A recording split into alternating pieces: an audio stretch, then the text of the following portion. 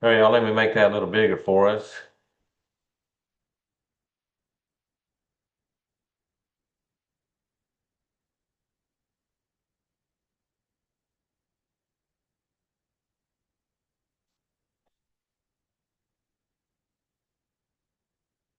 All right, y'all, so number one, we want to know if this is even, odd, or neither. Remember, if it's even, symmetric to the y-axis, odd, symmetric to the origin.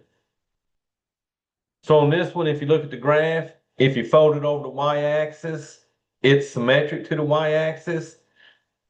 Also, this thing is touching the x-axis 2 times, which is even. So either way y'all look at that, that thing is even. Okay, because it'll fold right over the y-axis.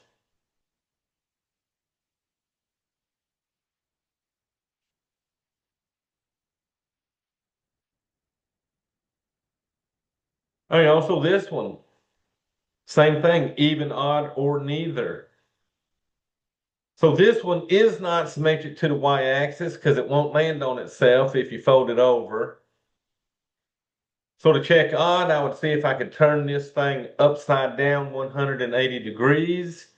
And y'all, if you was to turn this graph upside down 180 degrees, you would have the same graph. Also, it touches the x-axis 1, 2, 3, 4, 5, 6, 7, 8, 9 times.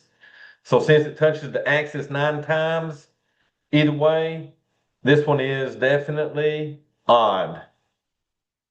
So odd touches the x-axis an odd number of times and symmetric to the origin.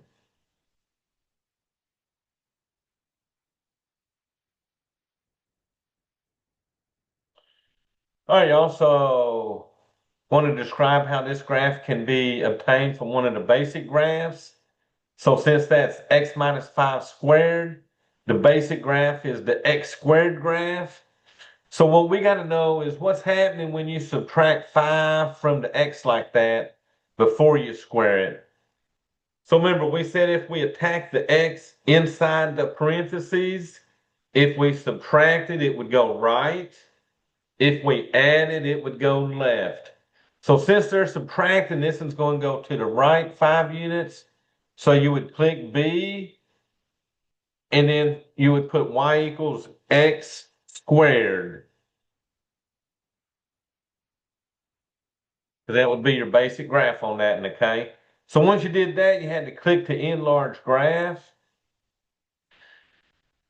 Since that's the x squared graph, you would use the x squared tool, the U-shaped parabola.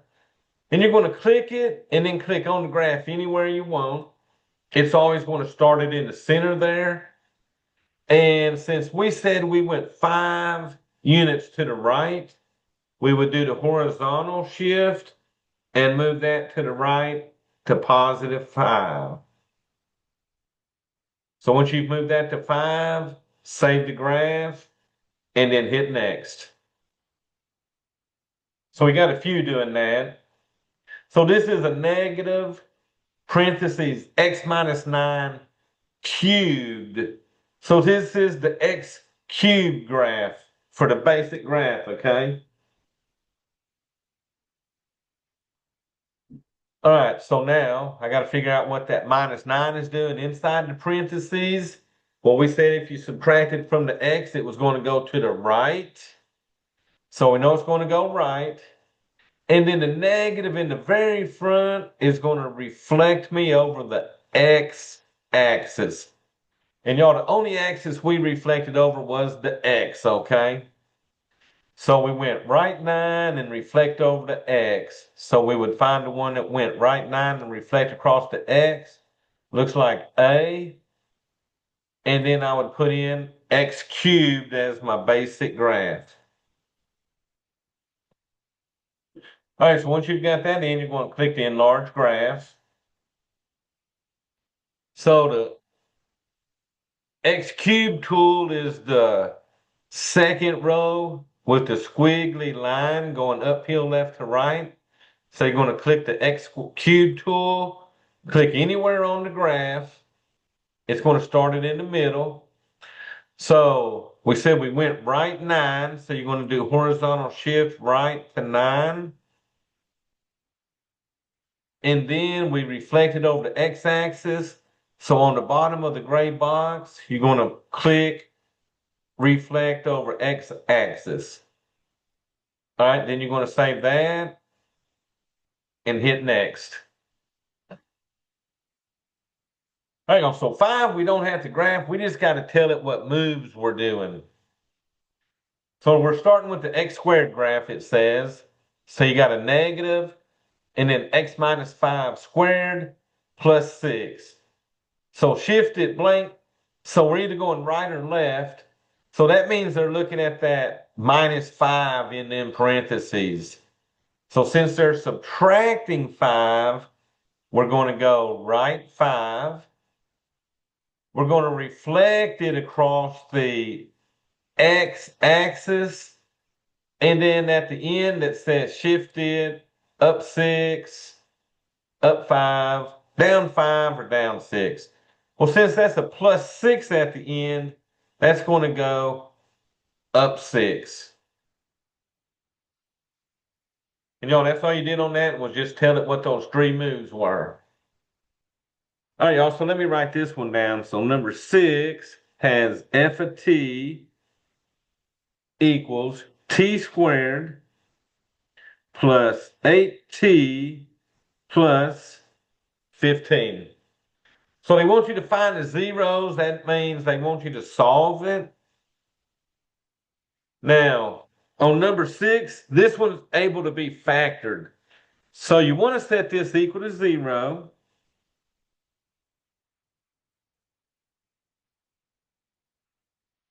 And then I'm going to factor this. Now, y'all, you could use the quadratic formula if you don't like factoring. A would be 1, B would be 8, C would be 15. But y'all, factoring is a little easier than the quadratic formula. So anytime they will factor, that's what we need to do, okay? So in the front, t squared would be a t and a t. Now, since the last sign is positive, anytime the last sign is positive, both of these factors will have the same sign as the middle. So both of these will be positive. So y'all, what I need now are factors of 15 that add to get 8. So 15 could be 1 times 15, or it could be, 3 times 5. So those are the only 2 ways to multiply to get a 15. And the pair that matches to get an 8 is 3 and 5. So I would put a 3 and a 5 in. And it don't matter what order you put them in because they're both positive. So 3 plus 5 equals 8. 3 times 5 equals 15. So now once you got it factored, set both of those factors equal to 0. So to y'all, the first one, to solve for t, you would subtract 3. And on the second one, to solve for this t, you would subtract 5. So our solutions are -3 and -5, which means that's our zeros. Okay? So you would go put those in MathLab, and all you got to do is put in your 2 numbers, -3, comma, -5.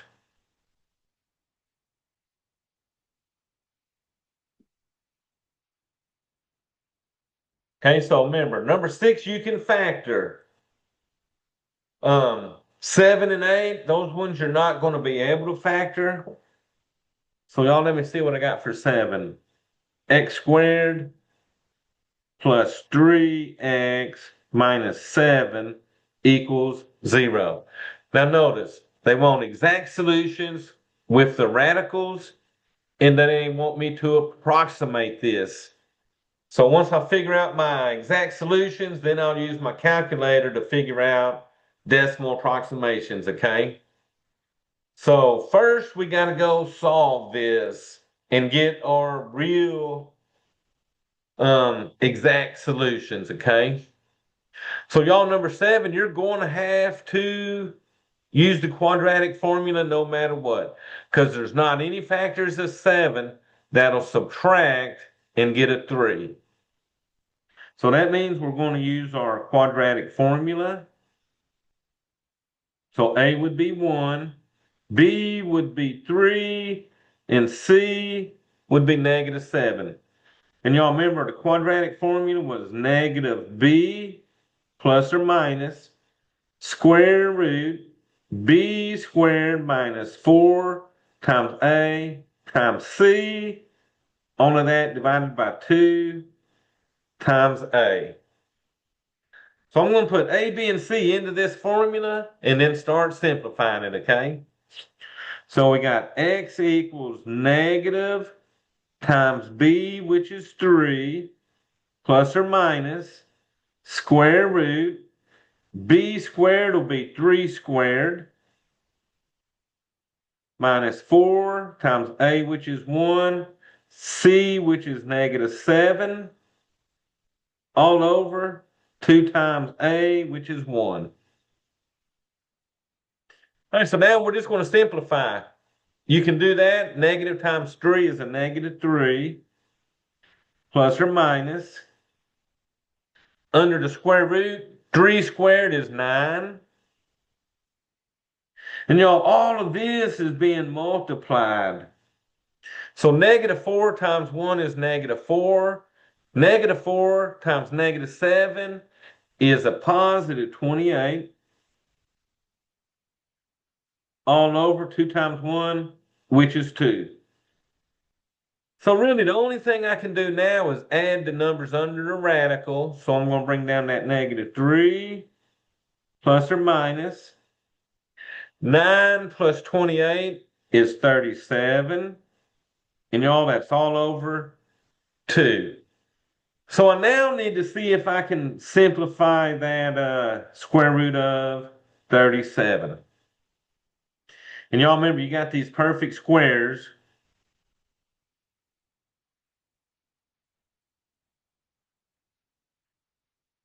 So I'll just go to 49 since that's a 37. I would see if that 37 would divide by any of these numbers. But y'all, guess what? 37 is the prime number, so it's not going to divide by any of these numbers, which means this does not simplify. So since that does not simplify, this is the final answer for the exact solution. So now I got to get the 2, and I'm going to use the plus or minus to write it. Instead of writing this twice, I'm just going to write it once using plus or minus. But for my approximations, my approximate answers, I'm going to go plug this into the calculator. First time I'll add it, get that answer. Then I'll come in and subtract it and get that answer. So y'all, now we need to go to our TI-84. So I'm going to make that look like a fraction by hitting alpha, y equals, and enter. Alpha, y equals, enter. So y'all, on top I had negative 3. I'm going to add it the first time and then do second x squared for the square root. Put in my 37 and then arrow down to the bottom and put in a 2. So I'm going to hit enter and round this one off 3 decimal places. So that'll be a 1.54. So the 1 is in the 3rd decimal place. It's got a 3 after it, so that means we're going to leave that a 1. So that'll be 1.541. Now I'm going to do the same thing again, but subtract. Alpha y equals enter. I got negative 3 minus second x squared for the square root, 37. Go to the bottom, put in a 2. And y'all, when I hit enter, I'll get my second approximation, which is a negative 4.541. You'll notice these decimals are really close for the part after the decimal, okay? All right, y'all, so we got our two answers plus our exact answer. So we would go put that in MathLab. So for the exact solutions, I'm going to make that look like a fraction. I got -3. I'm going to use the plus or minus down there. And then the square root and put in my 37. Then I'm going to go to the bottom of that and put in my 2. So that's my exact solution. Now, see how they got the squiggly equals? That means you're approximating. So I had a 1.541, comma, -4.541. Okay, so exact and approximations on that one both, okay? All right, y'all, this is another one with the quad. So you're getting a quadratic couple in a row here. So for 8, they're giving me f of x equals 3x squared minus 5x minus 13. So once again, find the zeros. So let me go back and we'll solve this one. So y'all, this one's not factoring either. So A will be 3, B will be -5, and C will be -13. So here we go, plugging them in again. X equals -B, which is -5, plus or minus square root. B squared would be -5 squared minus 4 times A, which is 3, C, which is -13, all over 2 times A, which is 3. All right, so once again, a lot of simplifying. Negative times negative makes that a +5, plus or minus. Under the square root, -5 times -5 is 25. And y'all, once again, all of that is being multiplied. So let's see, -4 times 3 is -12.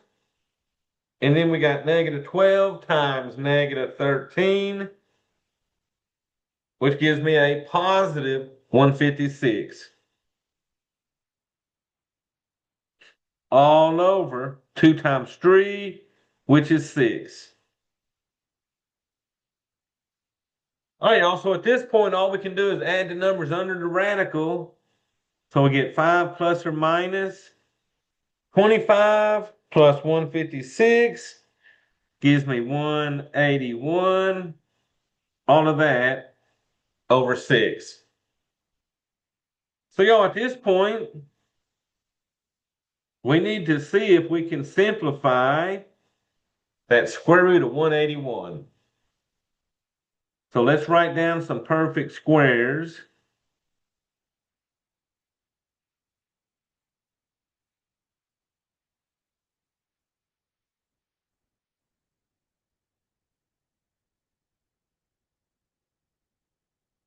I don't think we can go any further. Um, but does 181 divide by any of these numbers? And y'all remember, I showed y'all a trick. If I want to see what factors of 181 are, I can go to the calculator and I can do 181 divided by x. And I can look at the table by hitting second graph. And let's see, 1 times 181, but everything else, that's decimals. Look at that, everything I try to get is a decimal. So what's next? 36, decimal. 49 is next, decimal. 64 is next, decimal. 81 is next, decimal. This thing will not divide by anything other than 1 in itself. So it's a prime number, it looks like. And y'all, since that's a prime number, that means it will not simplify. So this is our final answer. If you cannot go further with that radical, you got to stop and be done, okay? So then we would put that into math lab. So that's going to look like a fraction. On top, I had 5 plus or minus square root 181. And y'all on bottom, 6. Okay, y'all, so that's a trick, going through it and trying to see if you can simplify that radical or not, okay?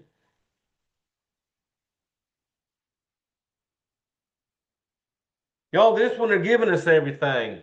So let me make this graph a little larger. So first they want the x-intercepts. X-intercepts got to be in parentheses. So on the left side, that first dot is at -2.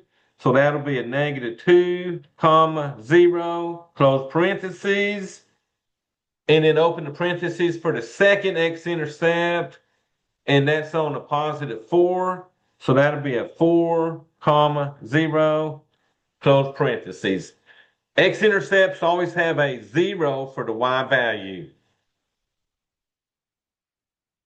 In this graph, on this problem, we just wanted y'all to realize that the x-intercepts, the x value of the x-intercepts are equal to the zeros of the graph, which are equal to the solutions. So the solutions would be the -2, comma, 4. Okay, so remember, x-intercepts in parentheses as an ordered pair. The solutions, we're just looking for the numbers, okay? And remember, that was just to get you good at looking at graphs and being able to realize that those x-intercepts were the solutions, okay? Also, this one is a ladder. So let me draw me a wall here and a ladder.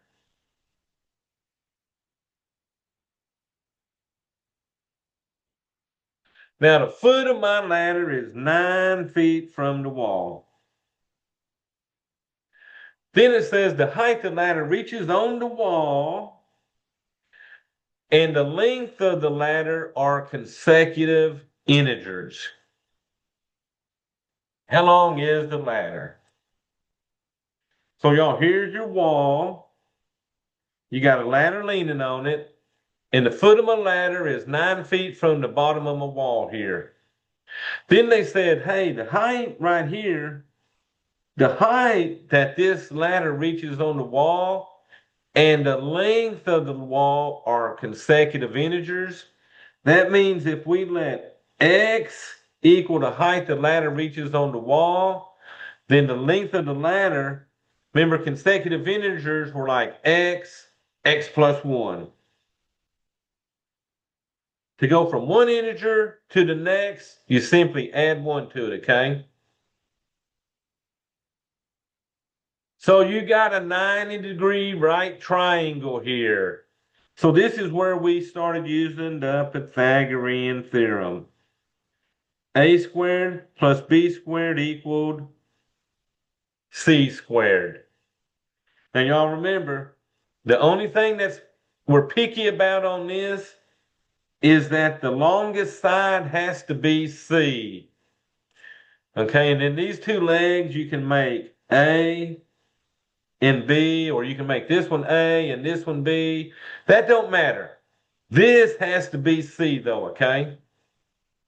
All right, so let me just plug in what I got. A was 9, so that's going to be 9 squared. Plus B is X, so that's going to be X squared. That's going to be C squared, which is X plus 1 squared.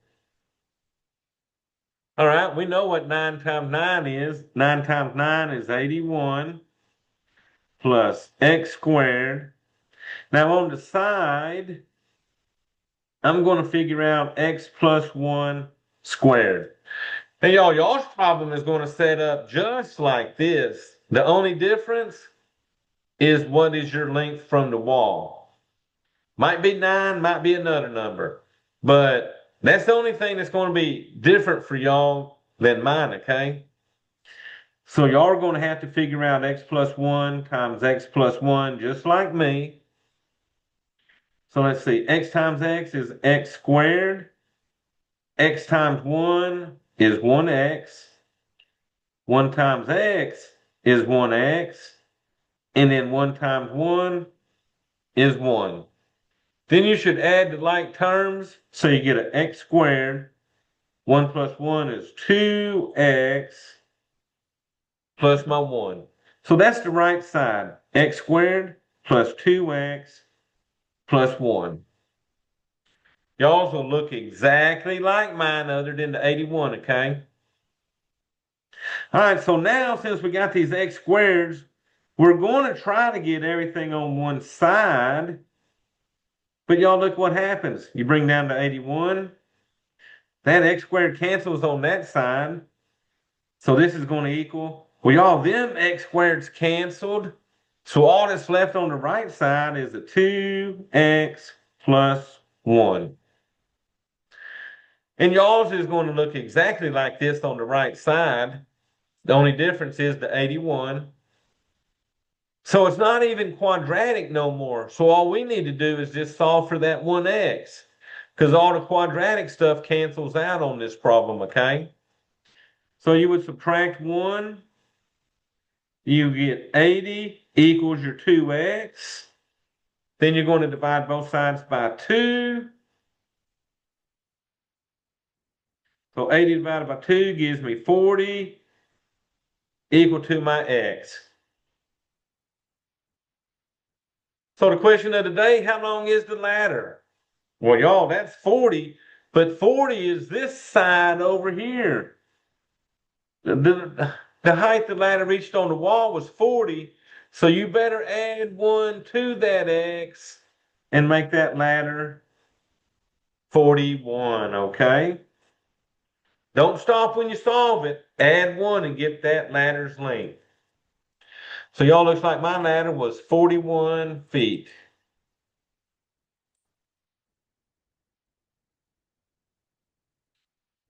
Hey, y'all, so we're halfway, so do y'all have any questions over those?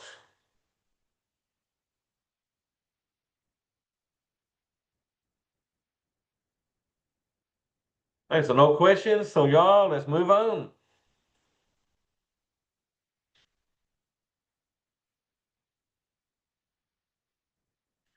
All right, y'all, so let me write this function down. They're giving me f of x equals x squared minus 4x plus 3.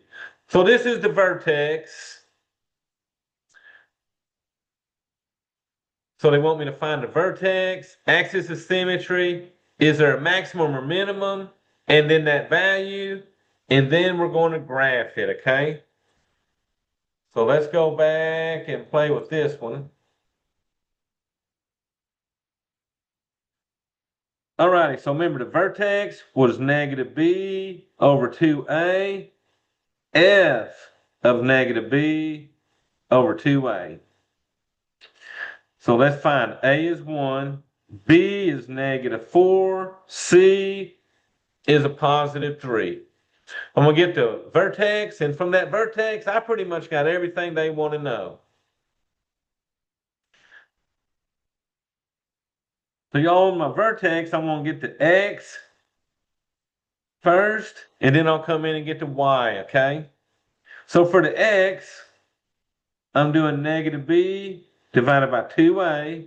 That's going to equal negative times b, which is negative 4, over 2 times a, which is 1. So negative times negative, make that a positive 4. 2 times 1 is 2. And then 4 divided by 2 is 2. So my vertex, I know the x value is a 2. So now I got to get to y. And the y is going to be f of 2. So put a 2 in for both them x's. You're going to have 2 squared minus 4 times 2 plus 3. All right, y'all, 2 squared, 2 times 2 is 4, minus 4 times 2, which means minus 8 plus 3. All right, y'all, so 4 minus 8 is a negative 4. Negative 4 plus 3 is a negative 1. So there's my vertex. So the axis of symmetry,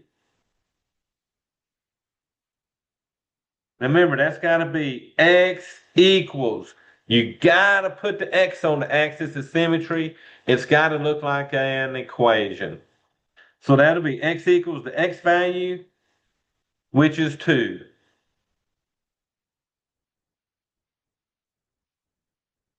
So next I need to know, do I got a min or max? Well, to do that, I'm going to look at this A. A is positive. If A is positive, you got a minimum. If A is negative, you got a maximum. So y'all, that's positive. So I got a minimum, and the minimum value is the y value, which is negative 1. Now, this one don't look like an equation. Only the axis of symmetry is going to look like an equation, okay? All right, y'all, I think after that, all I got to do is graph it. So I'll just find 2 points, graph it, and be done. So let's go start putting this in. All right, so the vertex has to be in parentheses, 2 comma, negative 1, close parentheses. Axis of symmetry, we said was going to be x equals 2. I said I had a minimum, so that would be A, and it had a minimum value of negative 1. At that point, you got to click it to enlarge graph. You're going to use the 2-point vertical parabola tool. First, you got to plot that vertex, and that was 2, negative 1. So I'm going over to 2 and down to negative 1 and clicking. So y'all, at this point, you could graph and get a second point. But y'all, I'm just going to put in a 0 for x and see what I get, okay? So if I put a 0 in for the x, I got 0 squared, which is 0, minus 4 times 0, which is 0. So I got 0 minus 0 plus 3, which equals 3. So if x is 0, y is 3. So I'm going to go to 0 and up to 3. So there's 0, 3, my second point. But y'all remember, graph it if you want to get any point to use as your second point. I'll just graph in y equals and do that. But y'all remember, you gotta plot the vertex first, okay? So save that, and then it wants us to go next.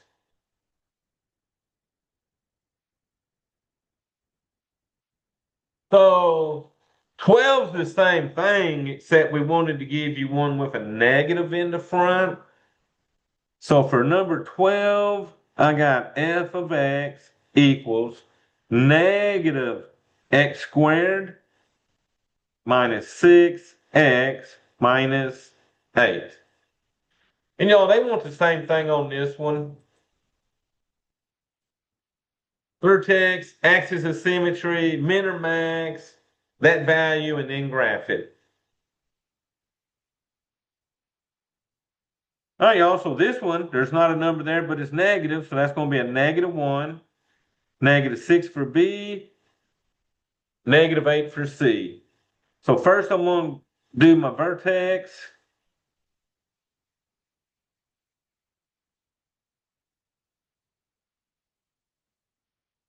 And on the vertex, I'm going to get my x value first. So that's negative b over 2a. So it's going to be negative times negative 6 over 2 times a, which is negative 1. So the top becomes a positive 6, but y'all, the bottom is a negative 2, and 6 divided by negative 2 is a negative 3. So I now know the x-coordinate is negative 3. So to get the y value, I'm finding f of negative 3. Now, y'all, here's where you got to be careful. The formula up here has the negative in it. So write that negative, then put in your negative 3, square it, minus 6 times negative 3 minus 8. This negative's coming down. The only thing I want to do is figure out what negative 3 times negative 3, that's a positive 9. So that negative in the front is going to keep this negative, okay? Now here, you're subtracting 6 times negative 3, which means you're subtracting a negative 18, which means you're adding 18. So two negatives make that a positive. And then at the end is a minus 8. All right, y'all, so negative 9 and 18 is 9. 9 minus 8 is 1. So the y value is going to be 1. All right, so what's next? Axis of symmetry. Remember, that's going to be x equals the x value, which is negative 3. Do I got a min or max? Well, a is negative this time. Since a is negative, it's flipping the parabola over, giving me a maximum. And the maximum value is the y value, which is 1. Okay, then at that point, we got to graph it. So let's go put this in.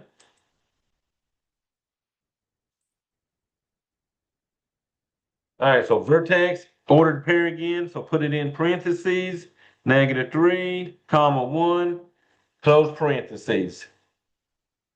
We said the axis of symmetry was x equaled the x value, negative 3.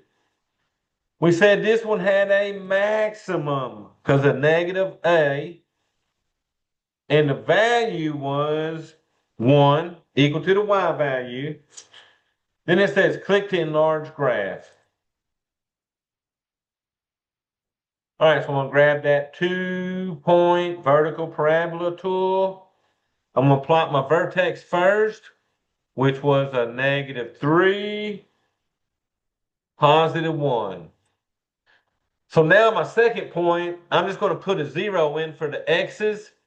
So I get 0 squared, which is 0, minus 6 times 0 is 0. So 0 minus 8 gives me a negative 8.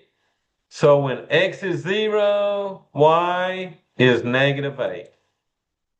So usually to get my second point, if you don't feel like going in and graphing it in the calculator, just put a 0 in for them x's and get that y value doing that, okay? All right, so there's my upside down parabola like we thought. So save that. And then y'all, we can hit next.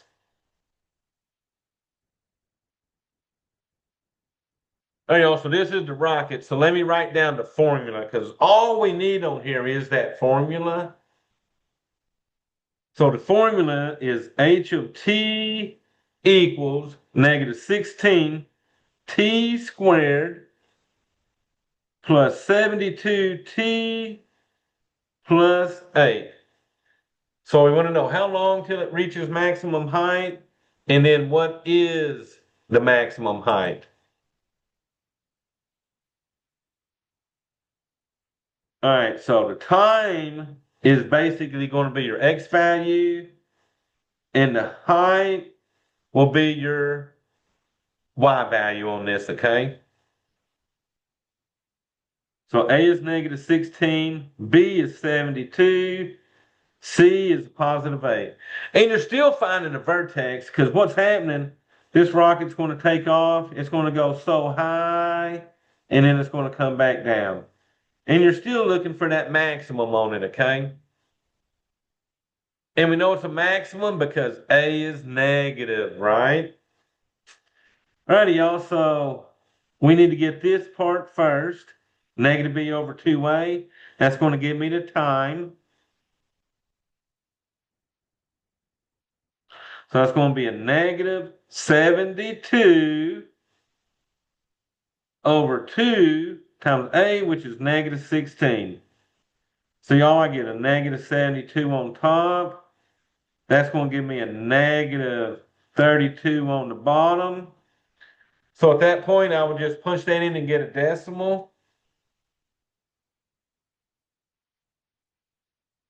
It looks like I get 2.25. So it's only going to take 2.25 seconds for my rocket to reach maximum height. Now to get that height, I'm going to find h of 2.25. That's going to equal negative 16 times 2.25 squared plus 72 times 2.25 plus 8. So I'm going to hit my calculator up real quick and see what that equals. So let me clear everything off.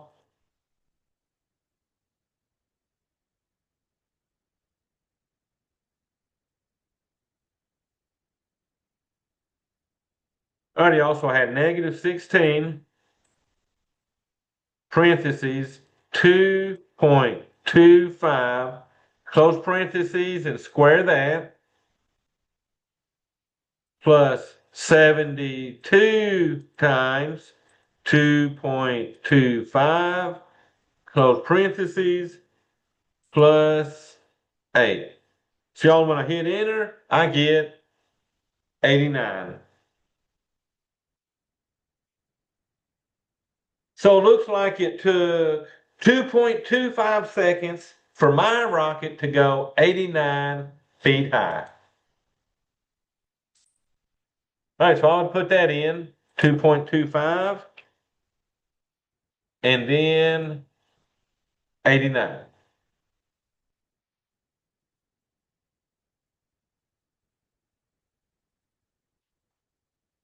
All right, y'all, so then what next?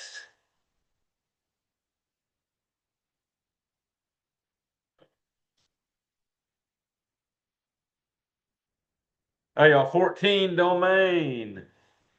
F of x equals square root 5x minus 7. So on this one, when you're doing a domain of a radical like this, 5x minus 7 has to be greater than or equal to 0. Okay?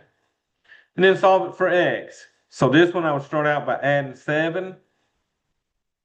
I get 5x is greater than or equal to 7. And then divide both sides by 5. So that cancels, give me 1x greater than or equal to 7/5.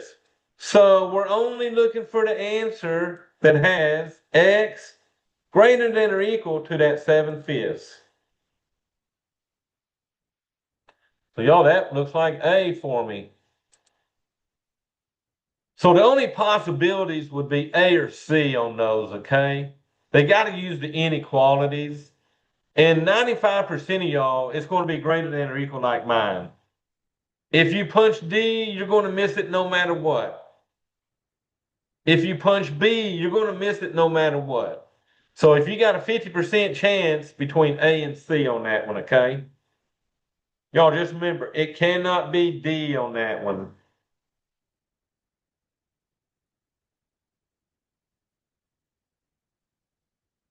All right, y'all, so we're going to graph that. We should get an A, B, C, or D. Now, really, only one of those could be right if you remember what the graph of the square roots look like. But y'all, let's go graph it up. So this is f of x equals square root 20 plus 4x. So y'all, let's graph it and see if we get an A, B, C, or D.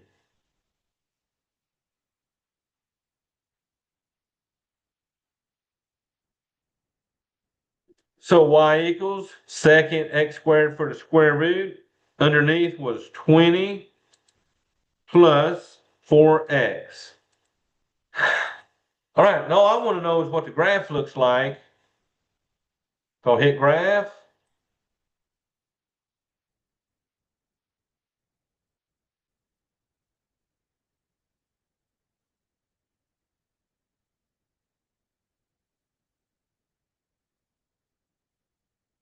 Oh, mine's froze. Hang on a second.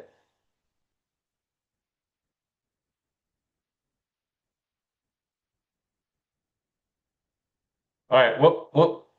It's trying to catch up because my buttons were froze. All right, so look here. Here's the graph. It went left and it's going uphill to the right. So let's find one that went left and uphill to the right. So y'all looks like we're picking B on that one, right? Went sort of left and goes uphill to the right.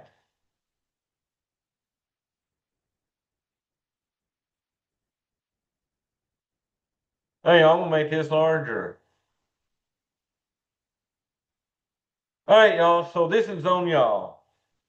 This function is increasing on what interval? What interval is it going uphill, left to right? And remember, all I want are the x values. So the last little section over here is going uphill to the right. So where it starts, I want the starting x. So y'all, if you come down, that looks like it starts going uphill at 3 on the x-axis. And then as you head to the right, you're headed towards infinity. Now remember, these do not use brackets on intervals of increasing, decreasing, and constant. They use curvy parentheses. So this one went from 3 to infinity. We would pick A. Then it says it's constant on one interval. Well, constant is where it's going straight across like a horizontal line. So we want the x that it starts doing that. And then what x value does, it stop going straight across. So y'all, if we go to the left side where it starts, we go down to the x-axis. We start at -3, and it goes straight across, and it ends, if I go down, at an x value of a +3. So that one's going -3 to 3. Then it wants to know where it's decreasing. Well, that's the left side. It's decreasing as you go left to right. Well, we don't know where it starts out here because it starts somewhere out here on the left side. So we're going to say it starts at negative infinity out here and it's going downhill until I get to the point where it starts going constant. Well, at that point, we said that was -3. So this one's going from negative infinity to -3, and they got to be in parentheses. Okay? Oh, yeah, so that's a trick on that. And just see where it starts at on the x's. Where does it end at on the x's, okay?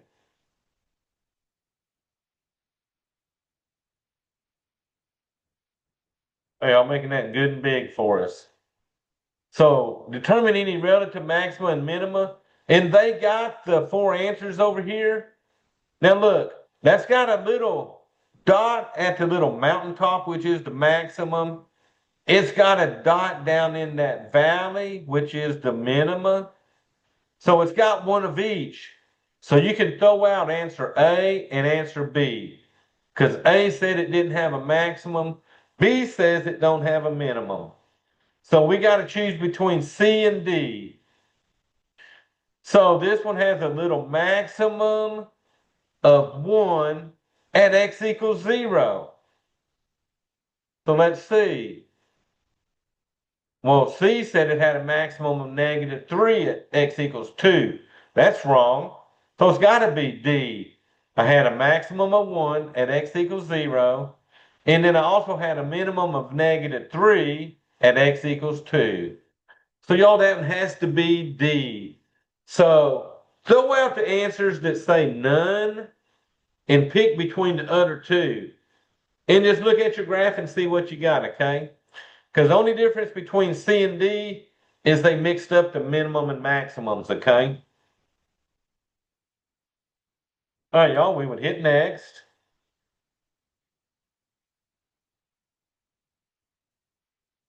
All right, y'all, so what's this? 18.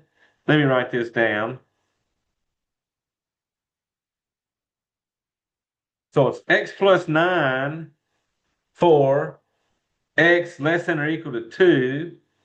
And then it's 7 minus x for x greater than 2. They want g -1, g of 2, and g of 8.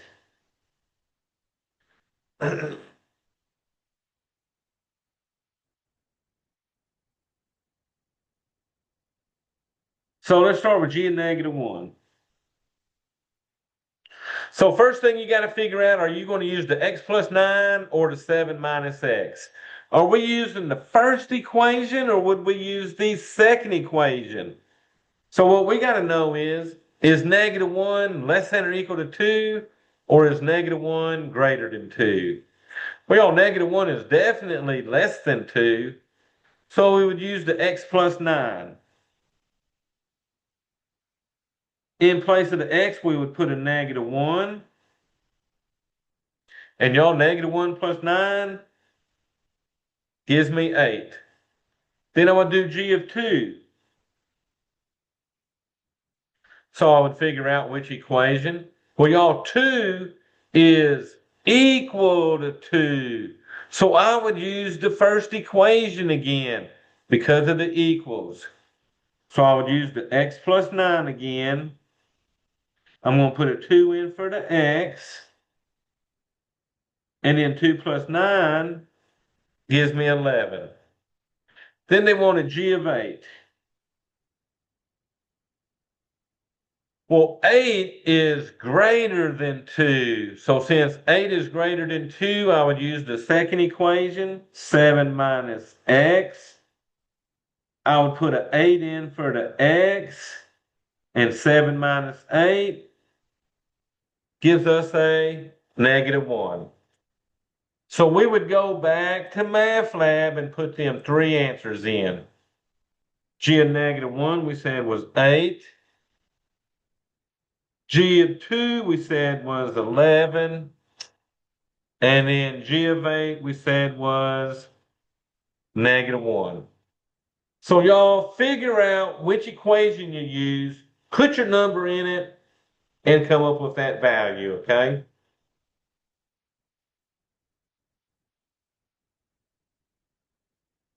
All righty, y'all, difference quotient.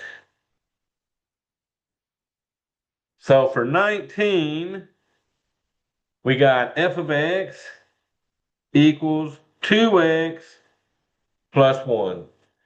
So this is the easier of the two. So remember, this is f of x plus h minus f of x all over h. So it looks like I got to find f of x plus h. I want to take f of x and put an x plus h in for the x. So I got 2 times x plus h plus 1. So now you distribute your 2, you get 2x plus 2h plus 1. So no like terms, so you cannot go any further. So f of x plus h is 2x plus 2h plus 1 minus f of x, which is 2x plus 1, all divided by h. So y'all really, this is a negative 2x. It's going to cancel with the positive 2x. This is a negative 1. It's going to cancel with a positive 1. So everything in the second parentheses will always cancel out. So y'all, all that's left is 2h over h. So now I would cancel the h's and get a final answer of 2. And y'all, that's the slope of that line, mx plus b. M is 2, okay? So you would come in here and put a 2 in that blank and move on.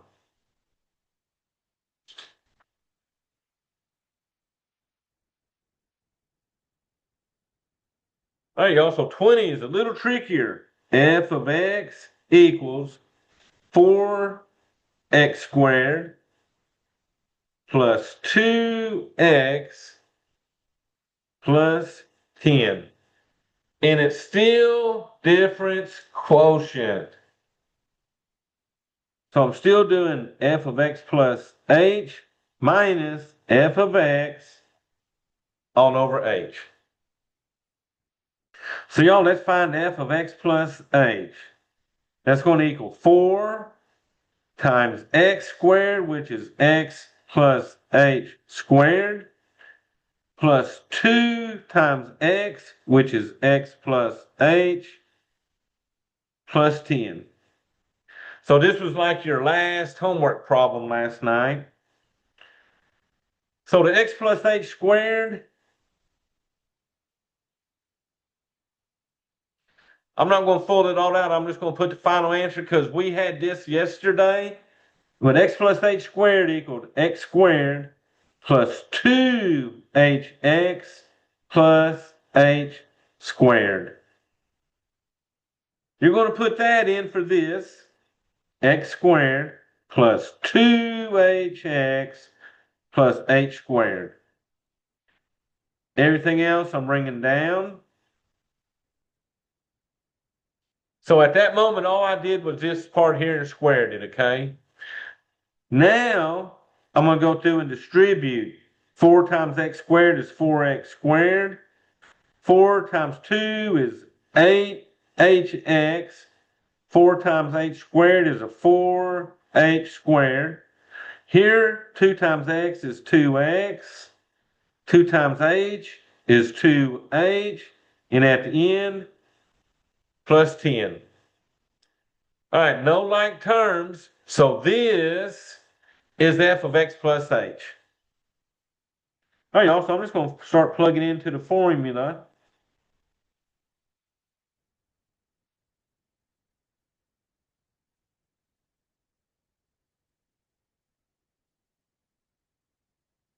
All right, minus f of x, which is 4x squared plus 2x plus 10.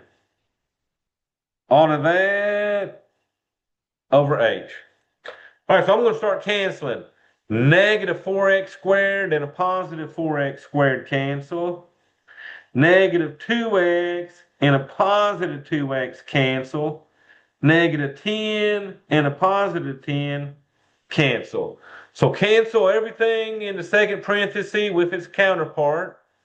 So y'all, let's see what's left. 8hx plus 4h squared plus 2h all over h. So y'all, do any of y'all want to give me the final answer on this one?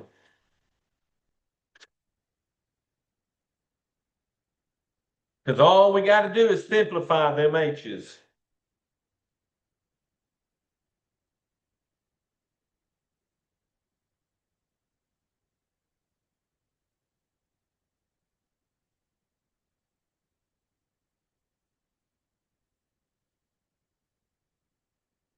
Hey, also we got an 8h, perfect.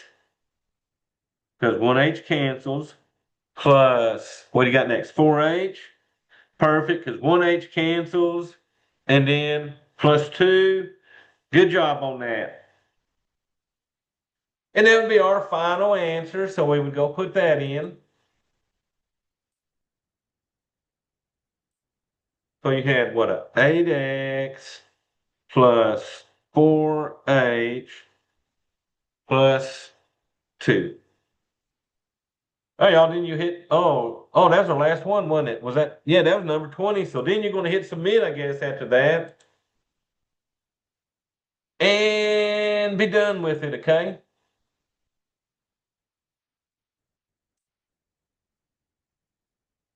All right, y'all. So what questions y'all got? Any?